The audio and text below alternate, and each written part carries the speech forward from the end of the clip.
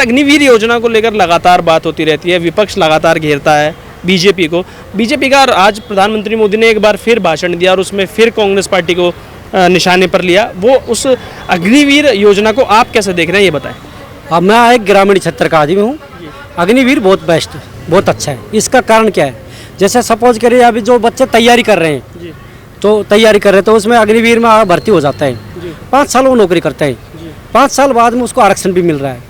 और जब भी कोई सरकारी योजना आती है तो उसमें उसको सरकार की नौकरी मिल रही है। और 25 लाख रुपये बता रहे हैं अभी, 25 लाख रुपये उसको 5 साल के मिल भी रहे हैं। 5 साल में पहली बात तो अब ये बताइए कौन सा ऐसा धंधा है जिसमें 5 साल 25 लाख रुपये कमा सकते हो, कोई ऐसा नहीं। फिर दूसरी बात, अगर देश में कहीं भी अगर लड़ाई हो जाती है, इंटरनेशनल लेवल पर कहीं लड़ाई हो जाती है और अचानक अगर 10, 20, 50 लाख आदमी की जरूरत पड़ती है तो अग्निवीर में जो तैयार करे हुए जो आर्मी के जो फौजी हैं उनको वापस बुला लिया जाएगा। ये तो देश के लिए भी और इंटरनेशनल लेवल की बहुत अच्छी चीज़ है हमारे देश के लिए। हाँ, लेकिन जो विपक्षी पार्टियां हैं, कांग्रेस हो चाहे, उसमें वो ये आरोप लगा रहे हैं कि एक जो विधायक हो या फिर एक सांसद हो उसको भी 5 साल तक पेंशन मिलती है, लेकिन एक अग्निवीर 4 साल में रिटायर हो, शहीद होने का दर्जा दिया जा रहा है ना, उनको एक फैसिलिटी है कि जो मूलभूत आवश्यकताएं वो भी नहीं दी जा रही है, सैलरी भी ठीक से नहीं दी जा रही है। वो तो एक यूज एंड थ्रो मजदूर की तरह काम करवाएगी केंद्र सरकार उनसे कि पेंशन ना देनी पड़े। ये पेंशन का मामला नहीं है। ये इसको स्पेशल इसीलिए बोला गया है, जब तैयार होते हैं, जब फार्म भरा जाता है तो उसमें बाकायदा सब कुछ लिखा हुआ है, नीचे पढ़ लेना आप तो पढ़े लिखे हो, उसके नीचे पढ़ ले लिखा हुआ है सिर्फ ओनली फॉर 5 साल के लिए, ठीक है, 4 साल के लिए। 1 साल के बाद में उसको रिटायरमेंट कर जाता है। उसके बीच में अगर वो हो जाता है, उसमें शहीद हो जाता है तो उसके पैसे मिलते हैं, 1 करोड़ रुपये मिलते हैं। और कोई जानबूझ के कोई किसी को नहीं रखना चाहता, ठीक है। सरकार अपनी ये पॉलिसी लेकर आई है, ये सरकार के लिए बहुत बेहतरीन पॉलिसी है। पूरे संसार में पॉलिसी है, बड़े बड़े देशों में, हमारे देश में पॉलिसी नहीं थी। जो ये पॉलिसी ले आए, पॉलिसी अच्छी पॉलिसी है। ये राजनीतिक मामला इसको ना बढ़ाएं, लेकिन ये राजनीतिक मैटर नहीं है। आपने कहा कि एक बहुत सही एक योजना है जो लेके आई है केंद्र सरकार।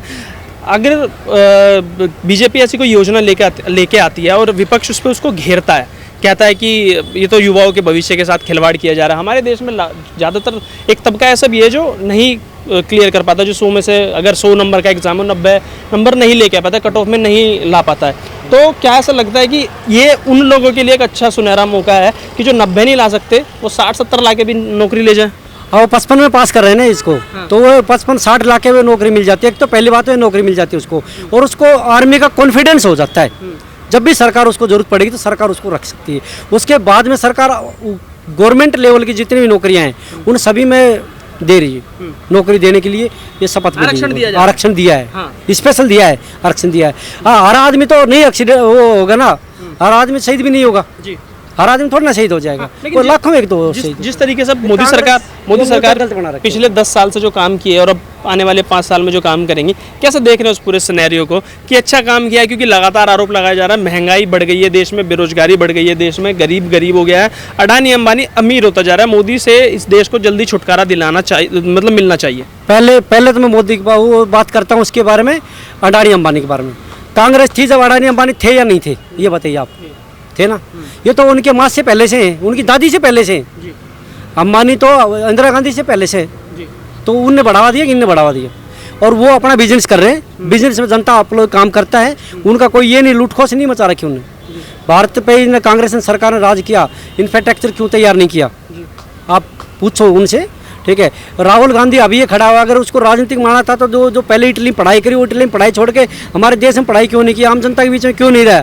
अभी उसको उत्तर देने में भी समस्या हो जाती है। नहीं, वो तो जननायक बन गया आजकल। वो तो उनका देश का, महिलाओं को, युवाओं का जननायक है। कांग्रेस पार्टी कह रही है विपक्ष की आवाज़, मतलब जनता की आवाज़ उठा रहा है, और मोदी जी अब डर गए हैं, उनसे बोलने नहीं दिया जाता, संसद में उनकी माइक बंद कर दिया जाता है। कहते जननायक बन गए, अब वो रुकने वाले नहीं है, अब तो मोदी जी को हटा के रहेंगे सत्ता से। वो किसने कहा है बात?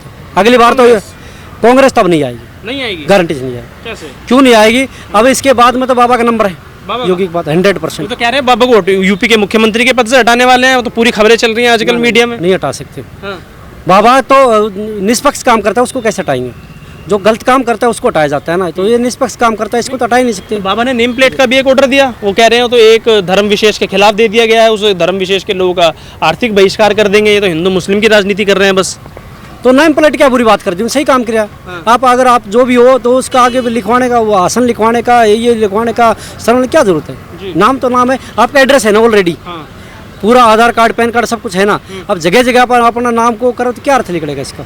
मैं यादव हूँ, लेकिन हर जगह अगर मैं ये काम करूँगा तो गलत बात है नहीं। अब ये अभी अखिलेश यादव ने अगर वो प्रशासन को मजबूत रखता, अच्छी तरह काम करता, आम जनता से लिंक में रहता, तो ये नौबत ही नहीं आती ना। बाबा आता ही क्यों, वही लगातार रह जाते और 10 साल आगे रह जाते।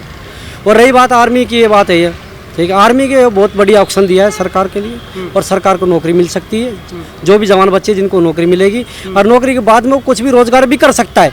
ये नहीं तो 20 लाख रुपये में आप कोई भी बिजनेस शुरू कर सकते हो आप अपना ज़िंदगी में। अगर आप नहीं भी करते हो तो 20 लाख रुपये कम नहीं होते। अब एक तो महंगाई की बात करते हैं, आपकी 10 साल पहले तनख्वाह क्या थी?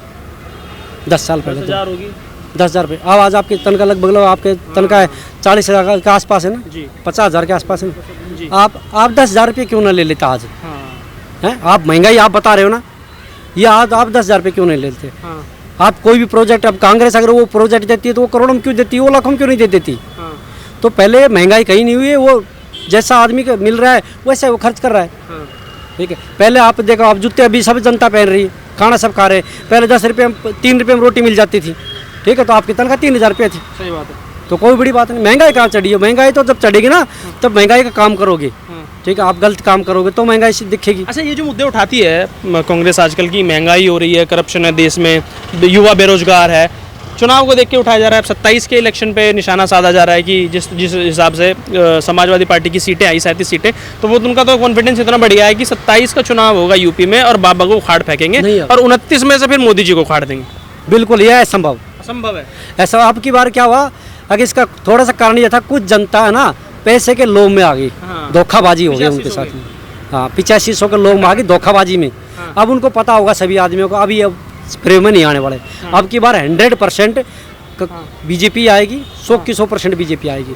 और बाबा को तो उखाड़ने की बात ही दिमाग से काट दो, उत्तर प्रदेश से निकाल दो, परमानेंट निकाल दो। क्यों? इनने दबंग पैदा करे, इनने दबंग खत्म करे, खत्म कर दिए, गुंडाराज खत्म हो गया, बिल्कुल खत्म हो गया। ठीक है, वो चुटमुट है वो बिल्कुल खत्म हो गए। जो टॉप के लेवल के थे ना, आप कभी कानपुर में जाना, इट्टा मैनपुरी में जाना, वहाँ का दबंग ऐसा माहौल था। मैं एक ड्राइवर हूँ, मैं आपको बताता हूँ, मैं मैनपुरी में गया था 2010 में, मेरी गाड़ी खोस ली थी। ठीक है, रात दिन में 11 बजे मैं पुलिस के पास गया, 2 घंटा बैठा रहा, कोई कार्रवाई नहीं हुई। ठीक है, अभी मैं गया कुछ दिन पहले छोड़ने के लिए, अभी 2-3 महीने पहले ही, तो मैं पेट्रोल पंप पे खड़ा हो गया, बोला मैं भाई मैं थोड़ी देर सो सकता हूँ? वो बोला भाई साहब कहीं सो, कपड़ा निकाल, कोई नहीं पूछने वाला, ये योगी सरकार है। लेकिन वो तो अभी भी यही कहते हैं कि गुंडा राज है, उनकी नजर में तो आज भी गुंडा राज है यूपी में। वही पेट्रोल पंप वाला था, वही इंसान थे, जब भी थे आज भी है। मैं बोला भाई साहब मेरे ऐसे साथ कांड होगा, बोला भाई भाग जाए यहाँ से, हमें और मारेंगे। अच्छा, ठीक, वही पेट्रोल पंप जब था वही अब है, वही इतनी चेंज होगा आदमी आदमी में ही।